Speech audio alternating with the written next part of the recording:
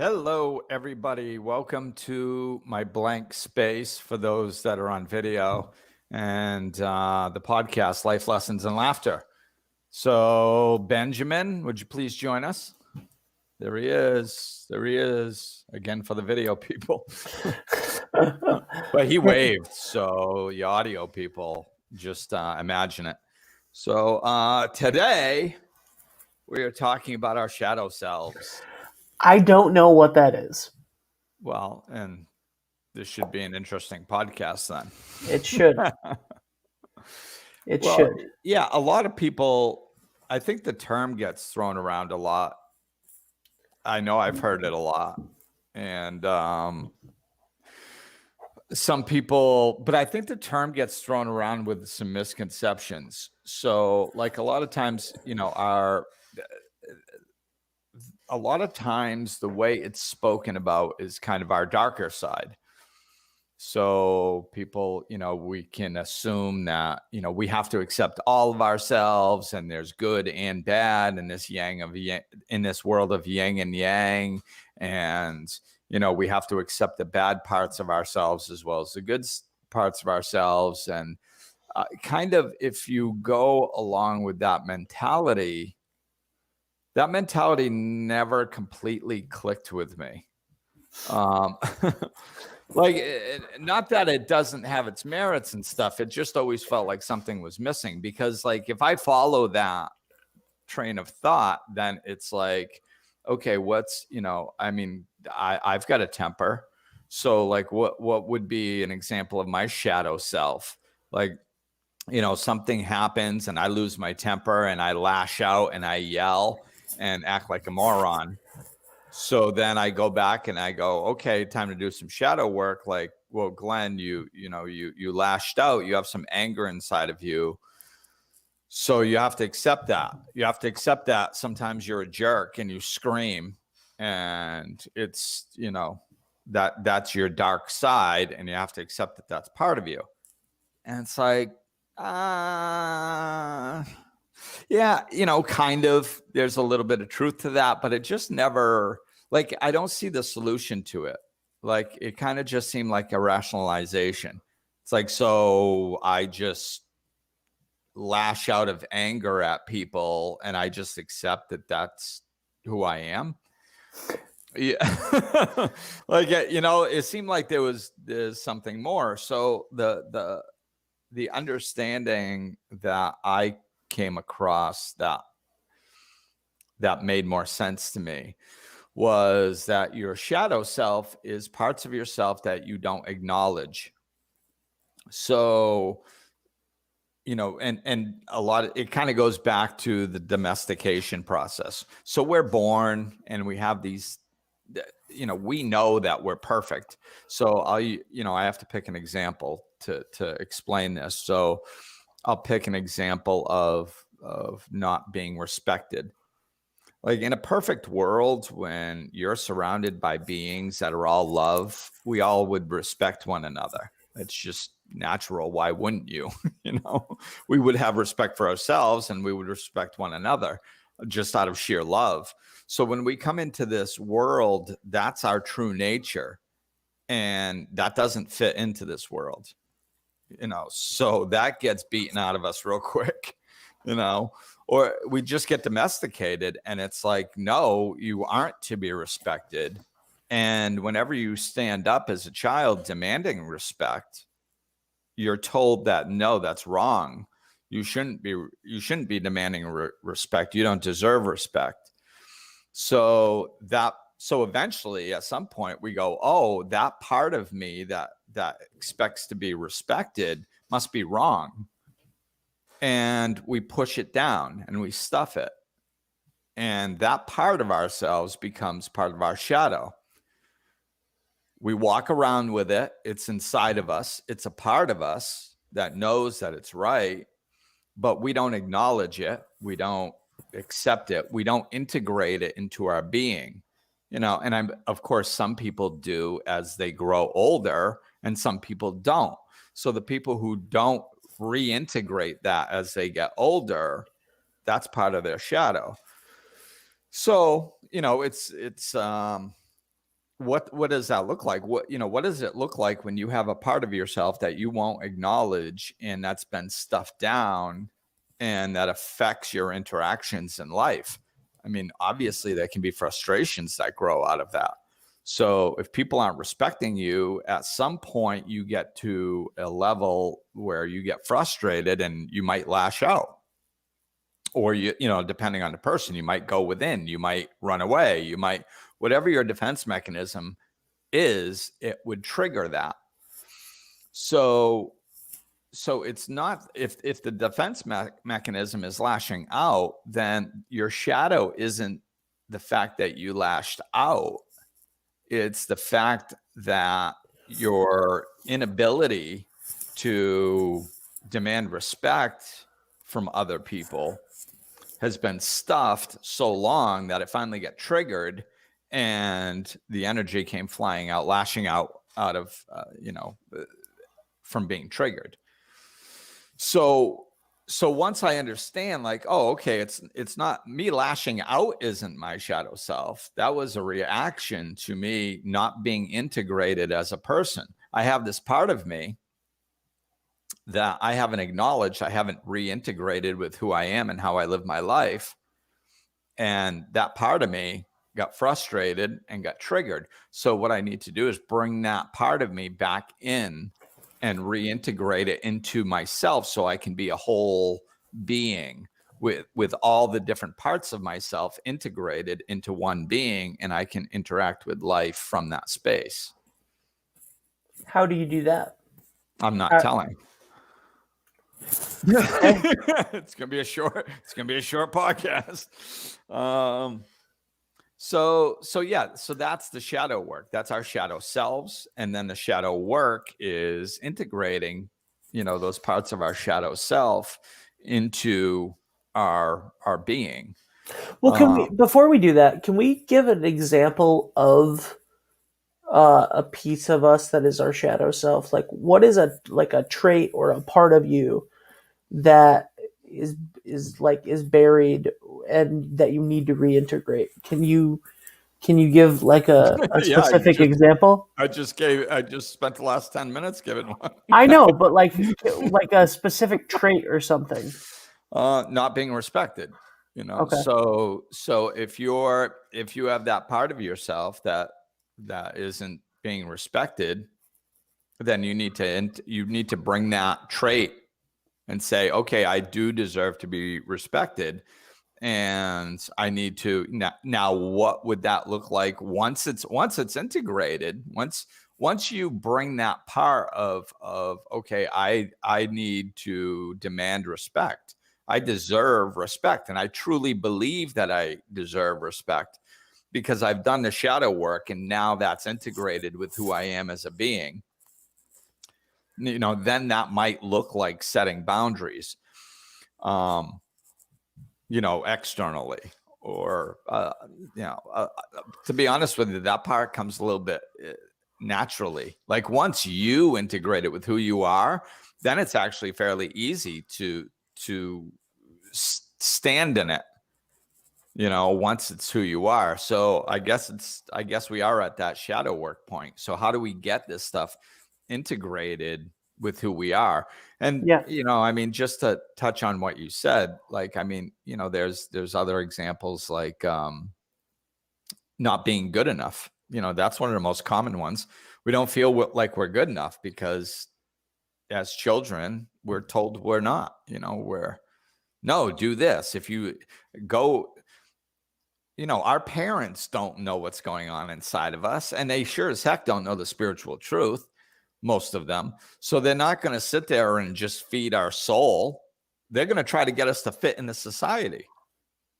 So that means you eat at a certain time. That means when the teacher says something, you answer. That doesn't. So basically, we get taught to fit into society, not to trust ourselves and live spiritually. And we are spiritual beings. So there's lots of discrepancies there. Not being good enough, not being respected are a couple of the most common ones.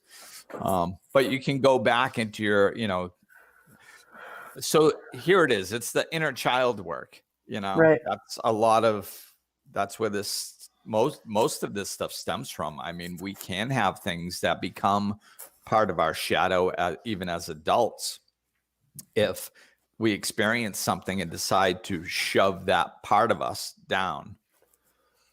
So but most of the time it's inner child work. So like some of the most common ways to do this type of work are things like EMDR, tapping, like I've done. I used to do a spiritual encoding healing session, which that can help because it can go back to childhood and get parts of ourselves that aren't integrated and integrate them back in. Guided meditations and feeling into it. Like a lot of the stuff where, like I've talked about this type of stuff, like one way to do it or a couple different ways to do it in other podcasts, because like spiritual work isn't that complicated, so like there isn't one way or necessarily even a specific way of doing this. There's lots of different ways. So like going into something and going, okay, why do I feel like this? Oh, it started when I was a child. Oh, okay. I have to figure out what I do believe. Oh, I do believe that I am worthy of respect. Well, why are you worthy of respect? You can go through these processes with a life coach, a spiritual teacher, you might be able to do it yourself and just go through the process and find out what your old belief system is and replace it with what you want to replace it with, and it has to make perfect sense. And you have to, ask yourself some questions. So if there's any hidden triggers, you take care of those, or hidden smaller belief systems. So you can adjust those, because if you don't truly believe your new belief system, it's not going to stick. So if you just go, I'm peace, love, and everybody's supposed to respect me, and I know that to be true. Okay, yeah, that ain't happening. That's just fluff. That sounds nice. You need to go in and find out why you believe that to be true. You need to give yourself reasons. You need to go into your inner energy body and feel while you're saying these things very slowly and find out where, yeah, but not when they say this. Yeah, but I mean, you can't lie to yourself and expect yourself to believe it. So it has to be really a sound thing. And then you can release the emotional energy that's attached to this stuff as you're doing that. And once you can sit there and just say your new belief system and just sit with it for, a couple minutes and really feel into it and not feel any fear or any trepidation or any, yeah, but what about this? Once you can get to that point, then you're probably ready to transcend it. Yeah. What's sort of preventative, right? So like a lot of people listening to this are probably parents who are now thinking who and you always think like you think two things, right? When you hear stuff like this. You think number one, oh yeah, there's a lot of stuff. There's a lot of stuff in my childhood that could have been that could have been a trigger to something now.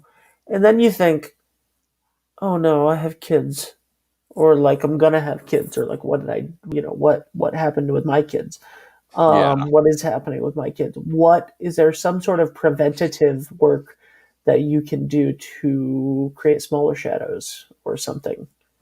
Yeah. I mean, if there is, it's, I mean, the first thing I think, especially with parents, is you gotta let go of the fear. That's the first thing, because I mean, kids are resilient, and it's not, we think that we're not supposed to do any damage to them, and it's good luck.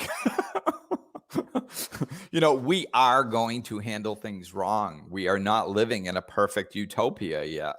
So we're going to do things wrong. And the beauty of it is these kids nowadays are coming in so much more spiritually open that they're not so swayed as previous generations.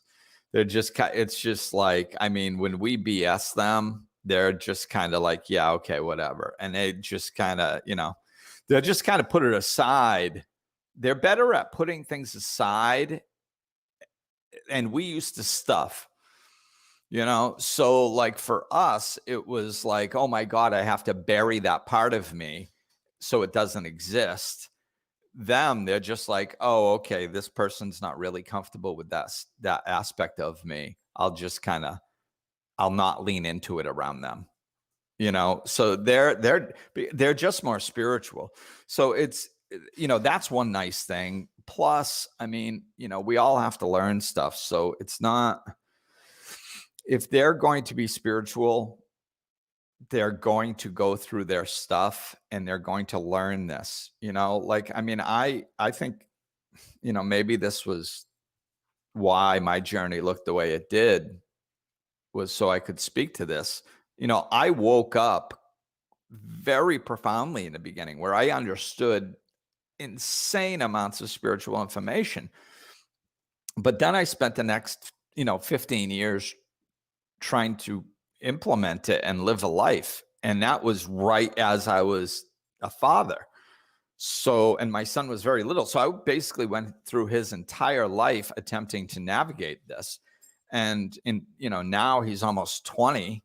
And in hindsight, I look back and I go, I had fears of it because I knew spiritual truth and I knew that I was teaching him stuff that wasn't spiritually true, so he could fit into society. So I just did the best I could and I explained a lot of stuff, like I tried not to, and, I'll just speak along the lines of what we're talking to, what we've used for examples up until this point. So it might not be a real life example, but along those lines, I used to try to tell him things like, hey, listen, yes, you do deserve respect.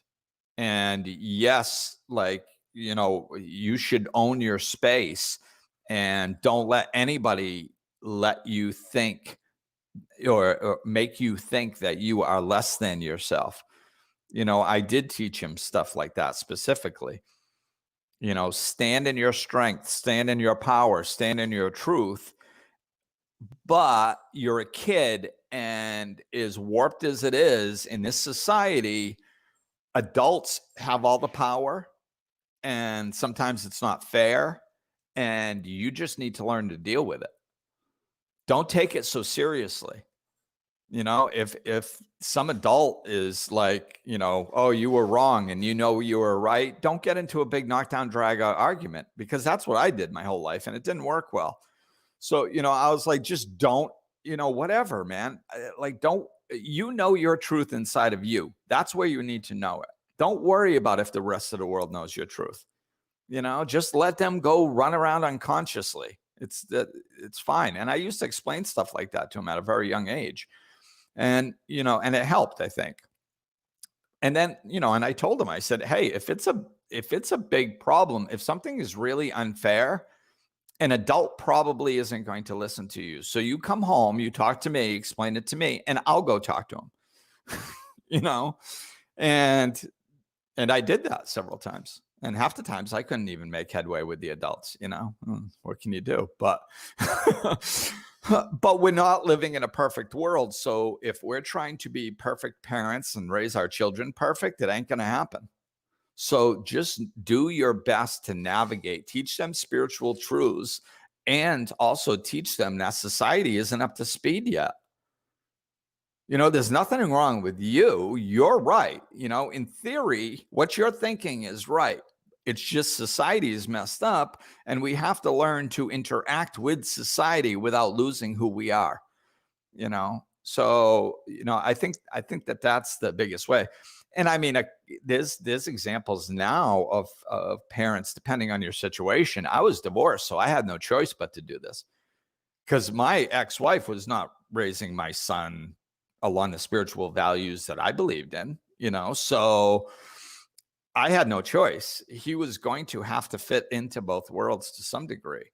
Some people just raise their kids spiritually now. If you got a mother and father both on board, or a single parent, that's just one way, and you can just raise them spiritually, I say go for it. I mean, I forgot the doctor's name, but there's a wonderful spiritual teacher out there that does wonderful work with children and raises her kids with spiritually, encompassing some of these values that we're talking about. Yeah, I can't remember her name, but I mean, if you search, she's been on Oprah a few times and stuff. So if you Google child raising children spiritually / Oprah or something, she'd probably pop up. She's a pretty big name out there, and she's got a lot of good information. So, but yeah, I think you can either try to raise your kids spiritually. You can try to raise them to fit into society, but stay true to themselves. And just, I think, explain things to them a lot. I explained a lot to my son, and it's cool when they're young, they actually listen. So that's nice. It is. That's a benefit of the yeah. They're listen. like, really? Because they're still open. So really, when they're young, it's the best time. I noticed a big difference in my son when he became a teenager. Up until that point, he would take in what I was saying and implement it into his life. And it was like, wow, this is so cool. Then he got older and was like, oh, that's your stuff, but kind of full circle. He's coming full circle though now, and some stuff that he likes, he still hangs on to. The stuff that he used that worked consistently when he was younger, he still uses it. And sometimes he calls it spiritual terms. Sometimes he doesn't, because might not be comfortable with the spiritual term. But oh my God, he's like he's so much more well balanced than I was. It's amazing. I like it. And it makes sense. I haven't seen Mateo in a couple years, but definitely seems more well balanced than your stories of you at 18, 19. Yeah. He's like, he just, and it's how these kids are, they're master manifestors. And, when I was in the DR, I was talking to him, and he's like, oh yeah, I just manifested some tools. And I'm like, really? How'd you do that? And he'd tell me the story, and like, oh yeah. And then they're just there. And he's like, I didn't even decide that I was definitely buying tools. I just thought that maybe I'd start looking into buying tools. And within 2 weeks they were there. It was like, yep, there you go. You're a master manifester. And I feed that to him. I try to feed whatever I see whenever he uses this stuff. It's like, reinforce it positively. Yes. Cause darn well, if they bring this side out to normal society, they're going to be like, oh, well, that's just a coincidence or something. Like, no, man, the kid manifests stuff at will. It's insane,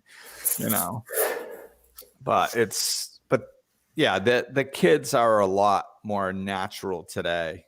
And this is like, I see it in his generation. Now the kids that are just being born, the kids that, this question was kind of, how do you raise your kids like that? Well, my son's basically, he's not completely done, but he's grown up now.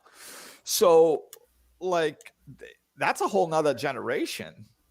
And his generation is amazingly open. They're they don't connect a lot of times with the spiritual terms that we use per se, because what's interesting, and this is with that generation plus the generation coming up is even more so like this.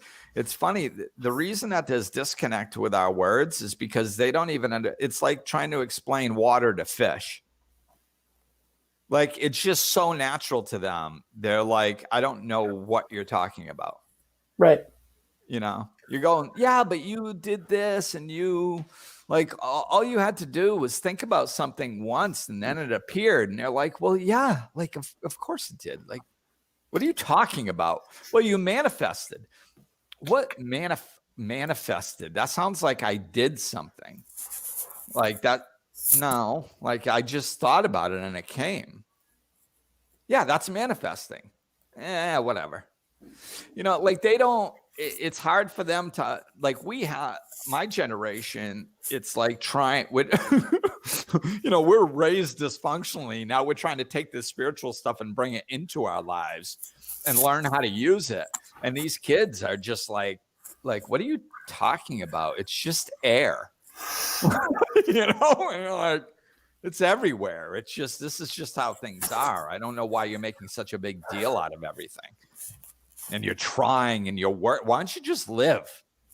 That's what living is. Oh, okay. And we think we're the teachers. It's funny. They're just naturally spiritual. So yeah, I think keeping in mind that your kids, these generations after us are way more open and more spiritual than we can ever guess. They'll be fine. Give them some love and some, Cocoa Pebbles and they'll be fine. Yeah.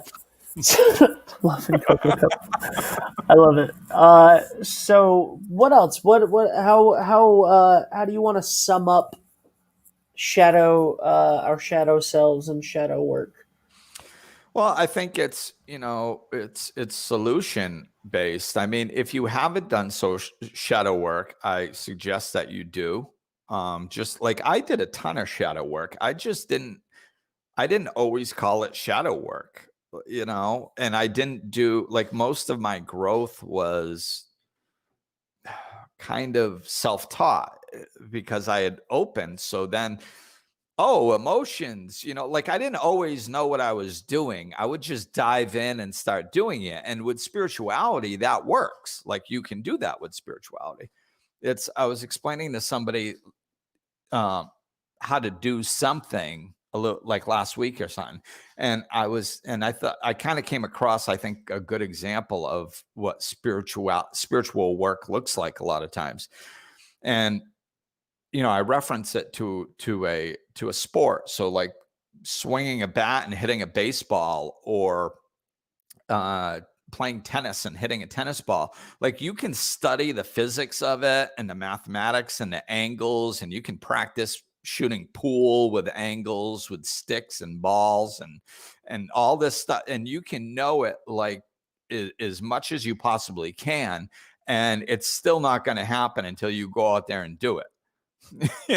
And when you go do it, you're probably going to swing and miss several times or not hit it right. And it's going to take a while to build up that hand-eye coordination. It's the same thing with spirituality. You're not going to fully grasp what you're doing a lot of times when you go in and do this stuff. Like our brain thinks we're supposed to fully comprehend what we're doing and then we do it. And that's not how most spiritual work is. So you can go in there and fumble around with this stuff and you're going to make progress just from what I've said so far. So, or any, guided meditations, you can, Google healing inner child, Google, releasing trapped emotion, or guided meditations, or or you can get into something a little more structured like tapping or EMDR. There's or specifically Google how to do shadow work, or there's courses on it. There's so many, there's so much access to so much good stuff right now, that if you're the type that wants to play around with it and fumble around, do that. If not, research, find it. Like I did a bunch of mine, and then I've been getting this shadow work kind of popping up here and there over off and on for I don't know how long, a couple months or something. So a few weeks ago, I went and searched, and I was like, oh, okay, here's this person talking about it. And from more of us, mine, like I said, it was all inside of me. I did it myself. So I wanted to get a little more structure into it this time. So I got a structured definition. I got an outside perspective of somebody explaining it to me in a way that I liked. And I was, oh, okay. And then they had some free guided meditations on their website that they recommended for us. So I did. So I went and I listened to those free guided meditations, and I sat on my couch and bawled like a baby for a while, and really did some excellent inner child work and some shadow work. And I found it very beneficial. So, do that. Google it. There's so many different options out there, and teachers. Find a teacher that clicks with you, the way that they're talking, and then do their guided meditation, or seek out a life coach and get some guidance through this stuff.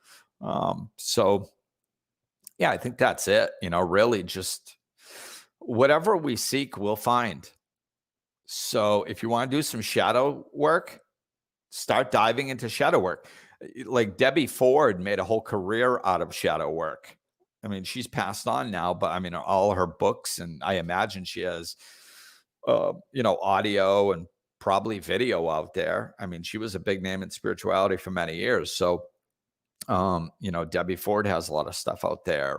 So just seek and you'll find, and start dabbling around with the shadow work, especially if when you're listening to this podcast, if it's clicking with you, if it's capturing your interest and you're like, that sounds interesting. Maybe I should, if you're getting those thoughts, follow it. What are you going to do? Waste an hour of your life Googling something and then doing a guided meditation? There's worse things to be wasting an hour on, so, and if you're not getting something out of it and you're like, nah, I guess maybe I don't want to do this. Okay, then don't. Or you go, yes, I do want to do this, but this isn't the right person. Oh, okay. Google more, and of course, reach out to me if you need some specific. I mean, I can always recommend stuff that I used specifically too, which I don't have the name right here. Otherwise I would. But yeah, I think that's pretty much it. Seek and you shall find. Let's talk about the elephant not in the room for the video people. You are sitting in a blank room. I right am. now. And you know what I did right before we got on? I literally went into my living room, grabbed the carpet and dragged it into this office room so there wouldn't be as much echo, because there's nothing on the walls. The floor's a tile. Yeah. Yeah. I'm moving. I am moving to the DR, baby. All right. And so this is probably going to be like January or February when people listen to this, but so we are in the DR, baby. We're at the Monday before Thanksgiving in the United States right now in November, and man, you're getting. I'm gonna be moving to Dominican Republic Thanksgiving weekend. So, all right. So my house is almost empty, and if anybody wants a desk, I'm selling one. Just kidding.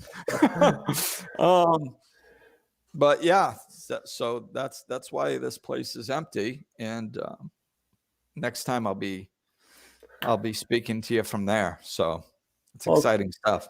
Good luck, safe travels, and we'll talk to you soon. Sounds good. All right, everybody. Thanks for listening. And that's going to do it. If you're feeling the nudge to do some shadow work, follow that nudge. And if I can help, certainly let me know. All right. Thank you. Talk with y'all soon. Goodbye.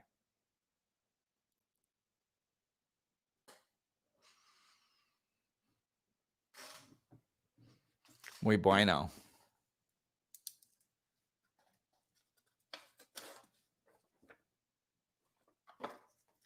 Very nice. All right. What's the second show?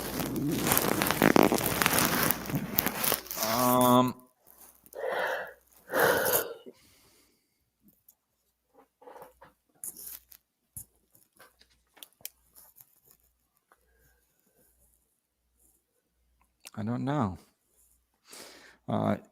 Using brain and intuition, not emotions and outside influences to make decisions.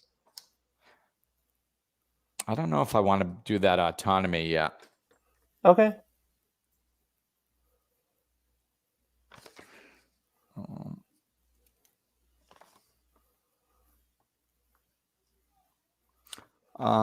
Maybe we could do one on, what about like solution? Have we done one on Solution? Yeah, I'm just kind of like, with everything going on right now and how I've kind of really shifted to the solution instead of the frustration of the problem.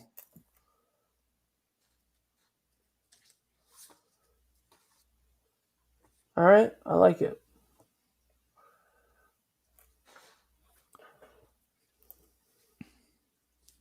Yeah, so focusing on the solution. Yeah.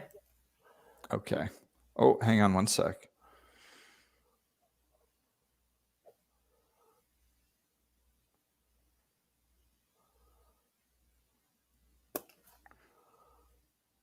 Okay. There's apparently there's a massive fire at the high school. In Westerly? Yeah. So during that show, there were a bunch of sirens and stuff going on that were incredibly loud here. Oh, really? Which is kind of crazy, but they weren't. I'm just happy that we didn't move. I mean, that we moved because, like, I wouldn't have been able to do the show.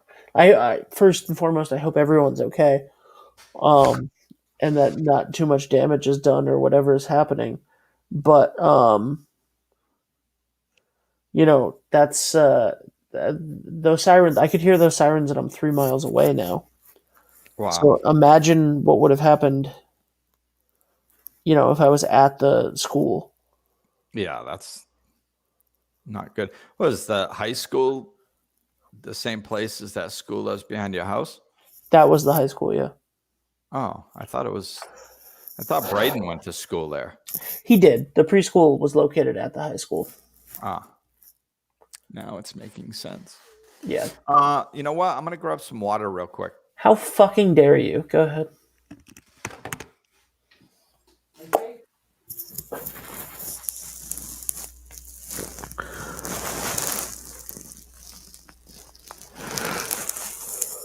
Whew.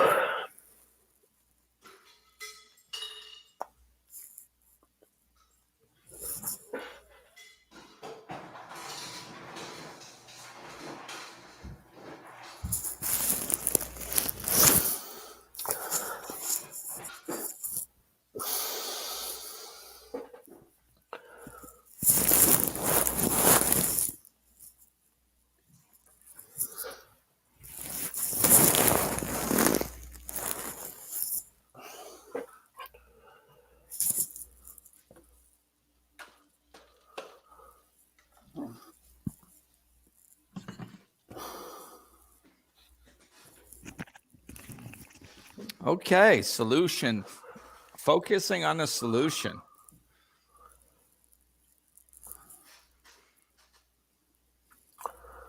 All right.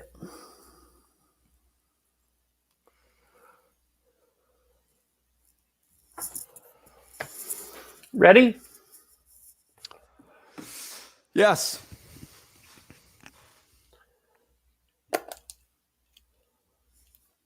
Three, 2, 1.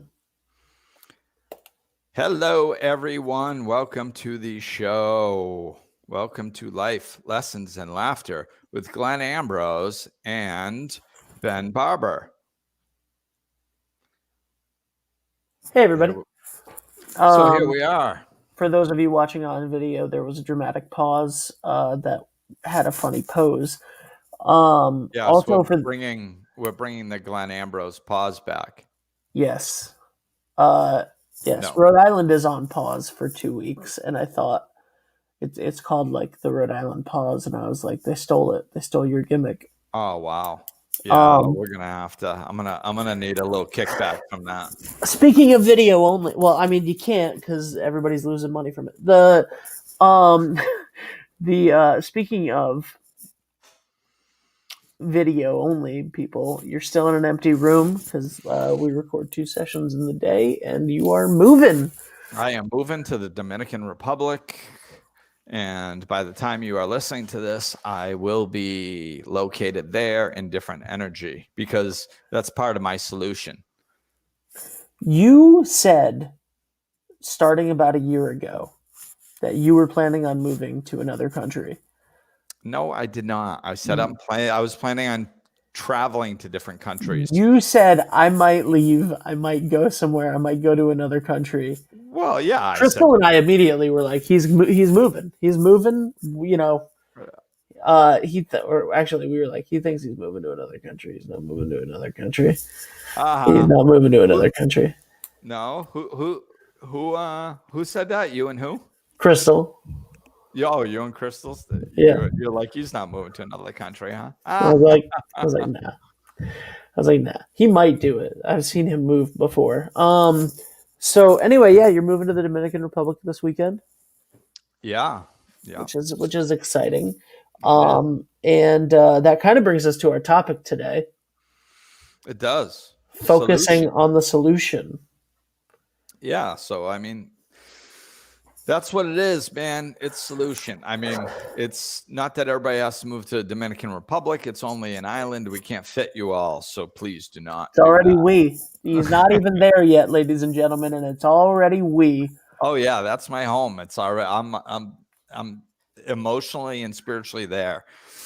So yeah, I mean, we have to stay focused on solution. I mean, it's always been the foundation of pretty much everything. I came into spirituality through recovery, and that was one of the first things I was taught. Don't focus on the problem, focus on the solution. The problem is overwhelming, and that's generally what we do in this world, whether you're an addict or not. Is we focus on the problems, and focusing on the problems, which another word is worrying and stressing out and all stuff like that. It's all creating a future that we don't want, because what we're doing is we're dreaming up our future. So like what we think about comes about. So if we're constantly thinking about things that we don't like, we're just going to be experiencing more things that we don't like in the future. So it's, we're always manifesting all the time. So you're either manifesting something you want, or you're manifesting something you don't want. I've never heard a professional athlete or an actor or a singer that made it big go, yeah, I was just, I used to sit around and just think about how I'd never make it and how nothing was ever going to come to fruition and how this was all a waste of time. And then all of a sudden I made it. That's not how it happens. They're like sitting there going, yeah, I had interviews in front of the bathroom mirror with a hairbrush, and I used to sing into my toothbrush, and all kinds of stuff like that. It's like that, so what we think about comes about. And I think that is a huge thing that I think that's kind of our big shift right now. I'm always talking about a big spiritual shift, and usually we're talking about what it looks like, what it consists of, and all that stuff, which is cool. But I think today is more about how do we bring about this shift? Give me the how to, give me the DIY about it. I'm hip with that term, huh? You are loose for this second show. You are loose. I am loose, and I am hip with the terminology. I'm going to give you the DIY for this. Oh man. So yeah, so what we have to do is stay focused on the solution and stop focusing on the problem, which I think now is the perfect time for that, because like right now we're recording this um the end of November, and it's we went through the election. I mean, I believe some people, I'm not following, I believe some people think it's over and some people don't, whatever. The point is the we as citizens have done whatever we could to control whatever outcome we think we wanted, blah, blah, blah. So whatever happens at this point, unless you're one of the lawyers or or Congress, who probably aren't listening to this, you're probably not going to be part of anything solution based in that particular area anymore. So like we can just start focusing on what we can do. And the pandemic is still going. It's like, and it's been going for a while. And I haven't met any like citizens that have done anything in the last 10 months that have fixed it. So apparently we as normal citizens are incapable of actually fixing a global pandemic all alone. So you don't really have to put a ton of energy into solving the pandemic, because you can't.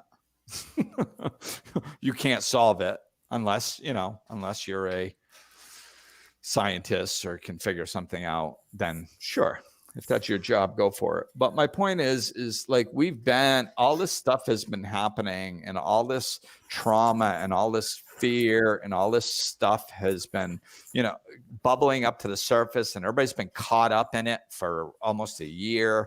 And it's been a very difficult year, and frustration levels are all over the place. And hopefully we've gotten to the point now where we're clear that we are not really in control of what is happening in this world right now. So what we can do is start putting our energy, which is our attention and our thoughts, to creating a future that we want, because we're living in a reality that we don't want. So we need to start putting our energy and our attention towards what we do want. It's like I said, I think the election being over is helpful, because a lot of people think that we can change things through election. So like, okay, some people think they can, some people think they can't. Okay, well, whatever. It doesn't matter. It's over now. So like, whether it does change things or whether it doesn't change things is a moot point right now. We don't have to discuss it, because there isn't an election going on anymore. It's over. So now we can try something else in the meantime until the next election, and if you think, this isn't an either or like conversation, and which is, as soon as people start generalizing, that's the ego kicking in. So whatever I'm asking you to do, I've hinted to this in a few different ways already. You do not have to abandon any belief system. You do not have to abandon anything that you think is going to help. Please, if you think something's going to help, God bless you. Please keep doing it. I don't care. What I'm talking about is a spiritual shift and how we can make that happen. And I always say anything spiritual is a win-win. Well, this is a win-win, because like, I believe it's going to create a different future. So that would be a win. If it doesn't, well, what have we lost? Nothing. We haven't lost anything, because the world is already at a state that we don't like. So we're not risking anything trying this. So if we just try it, then it could actually get better. And the other win is that you're going to feel better. If you're sitting around worrying and stressing and consumed by what's on the news and all these things that you can't control, please take a look at the last year and see what that's gotten you. How has the last year been joyful? Have you enjoyed your life? Have you expanded? Well, I mean, I have. I know you have, Ben. A lot of my clients have. but that's because we're leaning into the spirituality of it. We're leaning into what's true for us and what benefits us. And we're taking advantage of this situation as an opportunity instead of as a problem, which is what I'm talking about. Lean into what feels good. Let go of what doesn't feel good. Most people have been playing around with what doesn't feel good for almost a year now. And, and then everybody's like, oh my God, I'm so frustrated I'm so tired of walking around in fear and scared. And yeah, well, stop it. How about that? Like try something different. I said this at the beginning, we are not meant to hold on through this. This is going to last a long time because holding on doesn't change anything. Holding on, we just hold on. And then when it's over, we're like, oh, okay, now I can catch my breath. And we haven't changed anything. If that worked, then this shift would not, this whole pandemic would be for nothing. So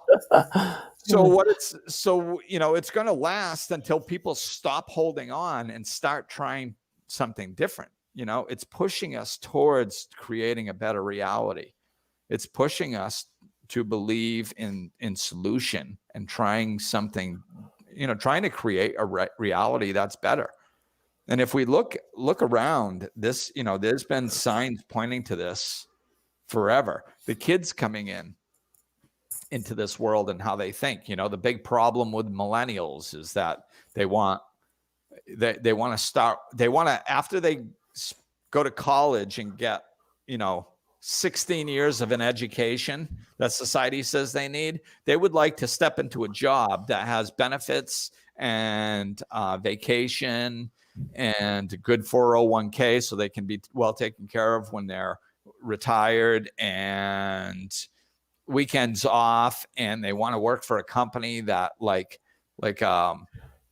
they believe in what the company's doing, a company that actually has integrity and that's bettering the world. These are the things that the millennials want. And we've been sitting around for the last 30 years going, oh, these kids, what's wrong with them? Yeah, what's wrong with them? They want a reasonable society. They want to enjoy their lives and work at a job that they don't hate. These kids are out of their minds. This is our opportunity to bring this type of life in for all of us to create a different world, So right now, we have nothing better to do. We've focused on a solution for about 2,000, on the problem for 2,000 years. That hasn't gotten us anything. So, and we've really hyper-focused on it for the last year, and that hasn't gotten us anything. So let's focus on the solution and research it, and use that frustration and to turn you towards something else. Realize that it is so clear to me that what we are doing isn't working globally, on every level. What we are doing is not working. Please see that and start looking for other ways. Stop just go hoping things get back to normal, because normal sucked. So we deserve better than normal. So if we start looking towards the solution about, sustainable living is gigantic right now, and it is going to get bigger. Why? Because we need it. It's necessary. It feels good.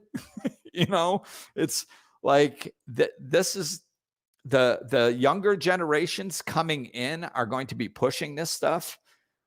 Like if we don't change, our way of living is going to be dramatically changed in 30 years.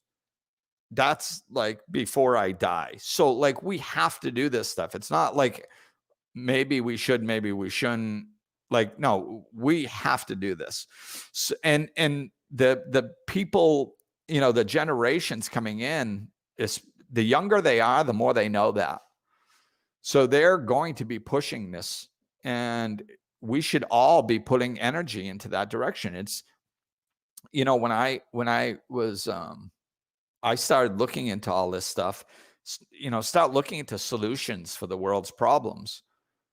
And when I start seeing things like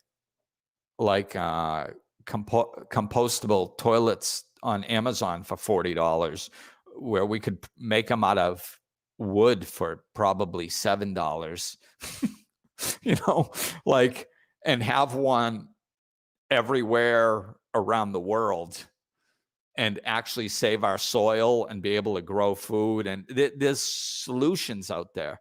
Building houses from sustainable materials and for cheaper than we build the other houses, bringing in solar, like the wind, the water, all the energy around us, using that more often. These are all solutions, and they sounded, I knew we were implementing them to some degree, but when I started looking into it, I realized that we have these eco villages all around the world. We have people who have studied this stuff for decades that aren't in the government, that know how to do things, and they've been doing it and living it for decades. And that's what I really find exciting, is that, will we need new solutions? Yes, we will. We'll need new solutions. But the kids that are coming in, their brains think so much differently than ours. It's going to be like a piece of cake for these kids to figure out solutions. Plus the technology that we already have. If we put energy towards solving a problem, we can solve it like that. So easy. So easy. And most of the problem, and we don't even have to wait for that stuff. We already have so many solutions already. Just gardens that hang on your wall, like inside, or outside, like you don't even need room anymore. We figured out ways to grow things and to do things that just little things like that. I used to, some of this stuff I haven't really done because of the way I was raised. And I don't mean by my parents, I mean in society, and just kind of old school and stuff like that. And, I'm one person and all this stuff. And like when I really look into the solutions and really listened to the people who were living this way and really started wrapping my brain around how easy it was to live in this way and how accessible this information is. And I was like, Glenn, you have no excuse. You're just being a part of the problem instead of part of the solution. And I truly believe in being the change we wish to see. And I've implemented that in my spiritual life in as many ways as I can. And now I see myself implementing it into the way I live, the way I eat, really just making my impact on earth smaller and learning how to give back to the earth. Just me. And I don't care if I die 50 years from now and nobody else, they go, oh my God, it's November 23rd, 2020.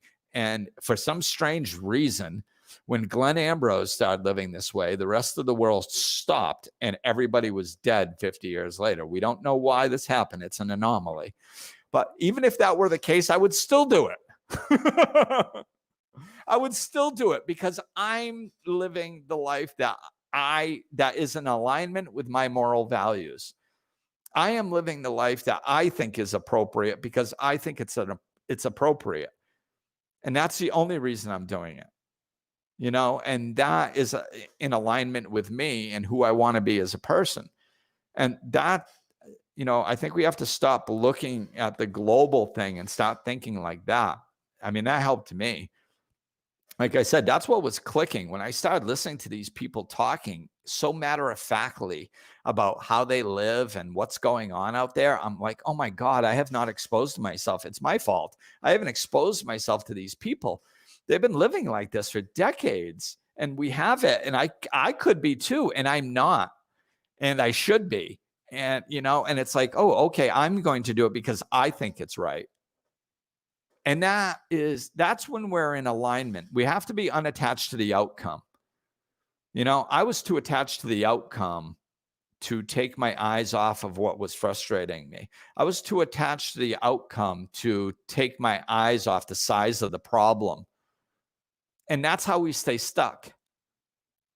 So we need to take our eyes off of that and put it onto how you want to live for your own personal reasons. What do you think is right? And don't hide from it. Go watch a documentary about, what they do to animals. Don't not watch it because you don't want to see, because you like your Thursday night hamburger. Like, just go look at it and then make your own decision. So we have to go within. We have to, if we want to live spiritually, we have to do it in as many ways possible. And if we want to, and part of spiritually is natural. It's living with nature. It's just not, and we don't have to give up. We found ways to live. This is why I was talking about the garden hanging on the walls and stuff. We found ways to live like this without spending $300 instead of $100 on groceries. You don't have to do that. That's an excuse, without like, oh, well, you have to dig out your porcelain toilet, block off the pipes, and use a compostable one. No, you don't. Like, there's other, there are things that you can do that really don't impact your life that much. You just have to seek them out, and this is one of the reasons why I am moving to the Dominican Republic, because it's like, I just saw this stuff. It was that much easier for me because there was more of this type of stuff around. So it's just making it, it's just one of the reasons why I like it over there. But like I said, we don't have to move. There's ways of implementing this stuff into our everyday life. And it's not about abandoning a civilized or convenient lifestyle. It's not about that. It's not about flushing business down the toilet. It's this documentary I just watched. It's this guy that is a businessman. He's a philanthropist, and he goes to these businesses and goes, "Hey, this is how you do it. This is how you make money with a product." And the way he describes it, he was talking about this one thing, and he goes, what I develop is, and teach people how to do, is to have a product that is not, that you don't have to push on people. Because if you have a push product, then you need to constantly keep track of quarter one and what it's doing and how to make it a push into quarter two, so you make your income. And he's like, what I'm doing is creating pull systems where it's pulling the customers in, where you don't have to worry about, running a specific marketing campaign every quarter to try to push your profits up. The profits automatically come in. So this is the type of mentality that I'm finding when I'm exploring it. And this is what's getting me so excited, because if you think, we're going to go out to society and say, hey, you all have to go live in the woods and crap in a box and save it and then grow lettuce out of it and become vegetarian. Like, half the world is, 3/4 of the world is not ready for that. And it ain't going to happen anytime soon. So we don't, that's not what I'm talking about. You have to quit your job and not have a car. And like, that's not what I'm talking about. All this stuff fits into society as society is. It's just better. It's more sustainable, and most of the time it's cheaper, and it actually helps us live with nature instead of against it. I had to start understanding on a personal level, I am like literally, like, I'm no better than somebody going and cutting down a bunch of trees in the rainforest. Like, they're doing, they're damaging the earth in one way, and I'm damaging it in my own way. And I don't want to live like that anymore, or at least I want to minimize it to the best of my ability to where I'm comfortable. And maybe I'll make myself uncomfortable just because I feel ready. But all I'm saying is, like, if everybody did this, if everybody found one way, like something that took an hour out of your week, 1 hour a week to do something, that would we would see a global impact probably within a year. It adds up, you know. So I think we just have to look for the solution, watch documentaries, Google it. You know, like if you start opening up to this, the information starts coming.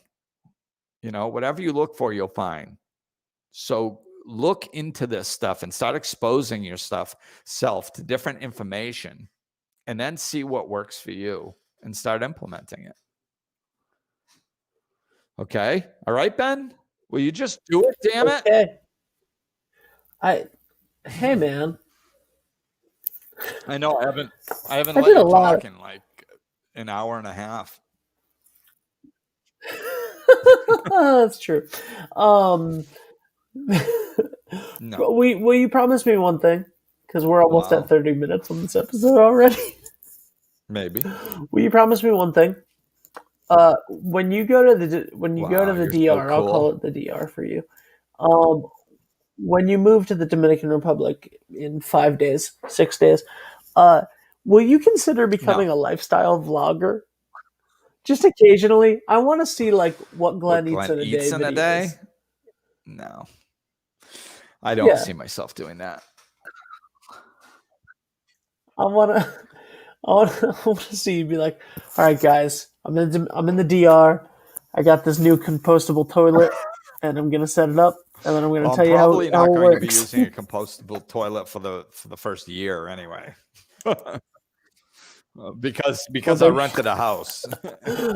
But like, Right. yeah, so but there, I mean, I ate differently when I was over there, you know. So Of course, I mean that makes sense, and yeah, I would. That's awesome, and I think that just being conscious of all of those things, you know, like the the differences of what you said about, like, you know, watch the documentary and think about it. Just think about what your morals are in the way that you're living in, and what solutions you could have to them on a big scale, and like for yourself, right?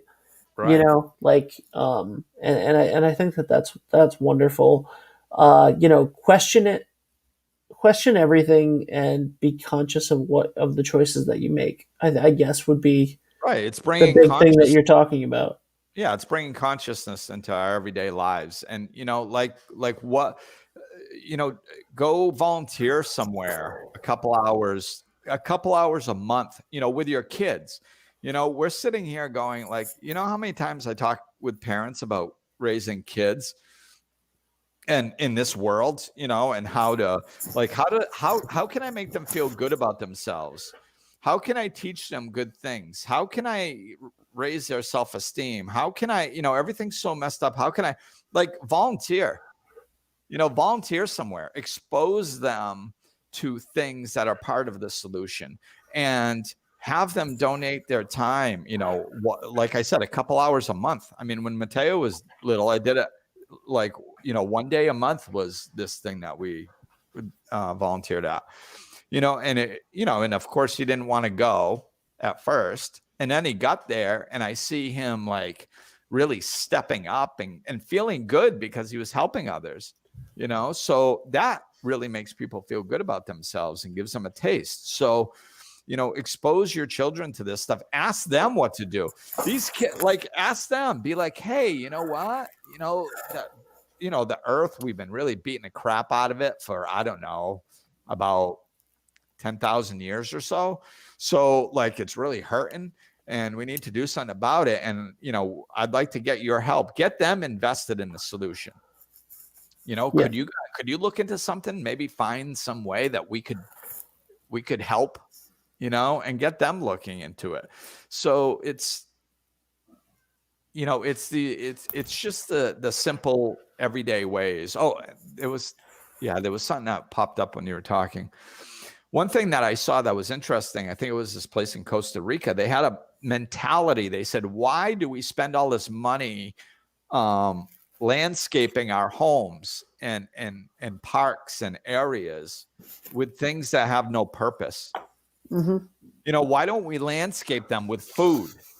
Like, there are plants that are absolutely beautiful. You want flowers, they flower. You know, you want colors, they have color. Like, you know, plant things that have a purpose, you know, like like food, you know, primarily. But I mean, there are other purposes that you can use. But if you start looking into this stuff, even if you plant, you know, one thing, you know, one thing, it's like, okay, cool. And then you can have the rest of your regular shrubs and bushes or whatever you want. But just, you know, if we all just take this mentality and just bring one little thing in, it really could have a big impact. It will have a big impact. And we're heading in that direction anyway.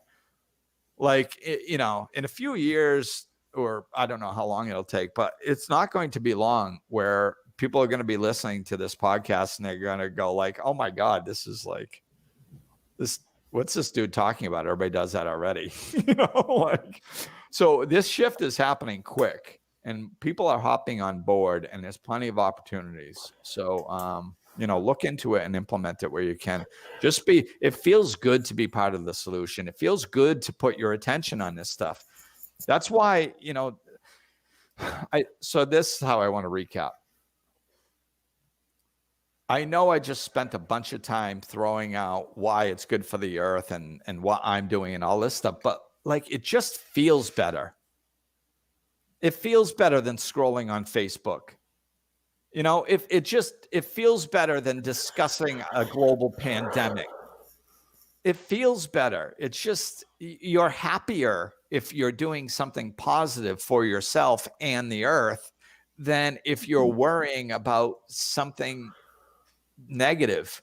It just plain feels better. So you're going to be walking around in your life, even if this did nothing else, even if the world doesn't change, even if everything that I said was a load of crap, you would still walk around happier, feeling better, because your attention wouldn't be on the negative the whole time. It would be on the positive. And that is worth it in itself, you know? It is. It is. And, you know, you started this episode talking about, you know, millennials manifesting things, I believe, or maybe that was the last episode, but I'm going to end it with that because I'm going to manifest you doing a What I Eat in a Day video in the Dominican Republic. It's going to happen. Oh, I might do like a video or something like once, but I'm not doing like a regular blog. See, your manifesting is already working. Congratulations. It's called a vlog. Check out Glenn Ambrose' channel. All right, I'm excited for this. I'm so excited for the positive changes and for everybody moving towards the solution. And you know, good luck in the Dominican Republic, my friend. Absolutely, looking forward to it. All right, everybody, thank you for listening. Go feel good as you walk through your everyday life, man. Do something positive. Just even a portion of your attention towards something positive. So that's it. Thank you for watching / listening, and we will talk with you soon.